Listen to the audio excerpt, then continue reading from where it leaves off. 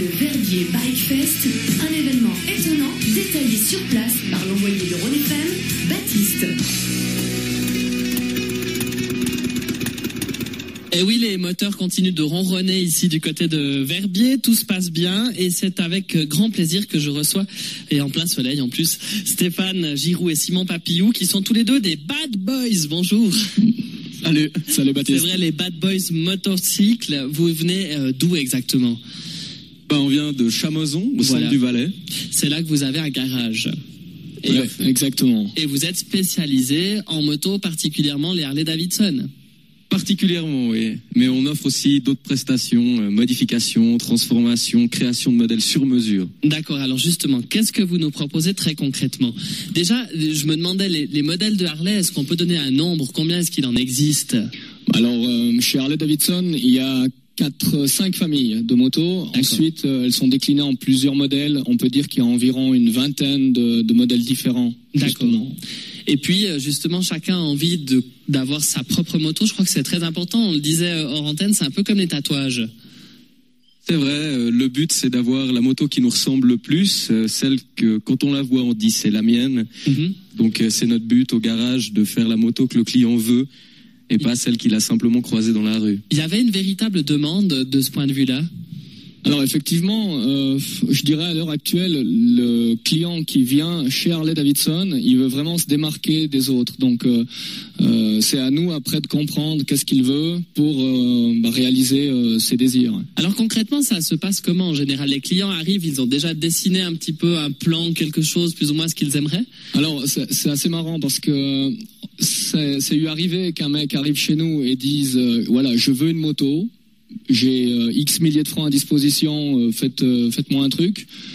Alors là, c'est vrai, on peut s'éclater parce qu'on peut laisser libre cours à notre imagination. Donc vous prenez une moto neuve et en avant ? Alors oui, ça ? souvent on prend une moto soit neuve, soit d'occasion, qu'on personnalise après, tout en restant dans les normes au niveau des homologations. D'accord, mais ils vous laissent vraiment champ libre, quoi. C'est ça ? Alors, il y en a qui nous laissent champ libre, mais il y en a d'autres. Alors eux, ils savent vraiment... à tel vice près ce qu'ils veulent, donc. Et en général, ils vous écoutent quand vous leur proposez, que vous leur dites ouais, mais ça sur ta moto, je pense pas que c'est une bonne idée. Alors, est-ce que vous arrivez à échanger quand même ? Oui, on arrive quand certains clients arrivent avec des idées un peu farfelues, on arrive à les remettre sur le droit chemin. La plus farfelue que vous ayez eue, allez. Bon, alors moi particulièrement, il y a 2-3 sortes d'accessoires lumineux sur les Harley-Davidson qu'on refuse de monter dans notre garage. D'accord. Une moto, ce n'est pas un sapin de Noël. Et puis un peu toutes ces franges en cuir qui pendouillent. Ouais, trop, c'est trop. Cette image-là, elle est dépassée en fait. Quand on parle d'Harley-Davidson, il y en a beaucoup qui se voient, le biker barbu avec les franges, le cuir et tout. À l'heure actuelle, la clientèle, elle s'est vraiment diversifiée. Il y a des gens qui viennent de tous les horizons et puis c'est vrai que ça se fait de plus en plus rare ces personnes qui roulent avec cette image typique du biker américain, le drapeau qui flotte et tout et tout. Là aussi, c'est comme les tatouages, on est de moins en moins stigmatisé quand on prend une Harley. Bon, je pense que on reste toujours un petit peu le gars qui roule en Harley, mais c'est vrai qu'à l'heure actuelle, il y a telle grande diversification dans les gens qui roulent en Harley qu'on croise des gens qui travaillent à la banque, à l'assurance, des menuisiers, des maçons, des profs d'école, il y a vraiment de tout, donc on n'est plus vraiment dans un casier. Les Suisses aiment les Harley, je crois que c'est la moto qui est la plus vendue en Suisse. Oui, alors effectivement, depuis quelques années, Harley arrive en tête des ventes. On peut citer les marques qui viennent en Suisse, donc il y a BMW. Mais en fait, en Suisse, c'est vrai qu'on a la chance d'avoir un pouvoir d'achat assez élevé et quand on peut se faire plaisir, il faut pas hésiter. Et puis des excellents garages aussi. Oui, il y a des excellents garages. Ah, mais qu'est-ce qu'il faut connaître, qu'est-ce qu'il faut savoir avant tout quand on veut prendre une Harley ? En général, les gens se sont bien renseignés. Où est-ce qu'on peut trouver des informations complémentaires et pour trouver la moto qui nous ressemble ? Alors à l'heure actuelle, c'est vrai que Internet, ça reste la première source d'information. Il y a beaucoup de gens qui viennent avec des photos qu'ils ont trouvées sur le net.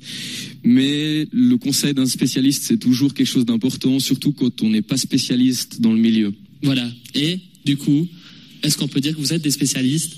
Oui, on peut le dire. on peut le dire. Donc, rendez-vous à votre garage. On le rappelle, c'est le Bad Boys Motorcycle. Et il se situe, rappelez-le nous, À la rue Centrale, 11 à Chamoson. Merci beaucoup les gars, et puis travaillez bien parce que je crois qu'ici aussi vous avez une mission. D'ailleurs, vous proposez quelques modèles que l'on peut voir. On peut les essayer ?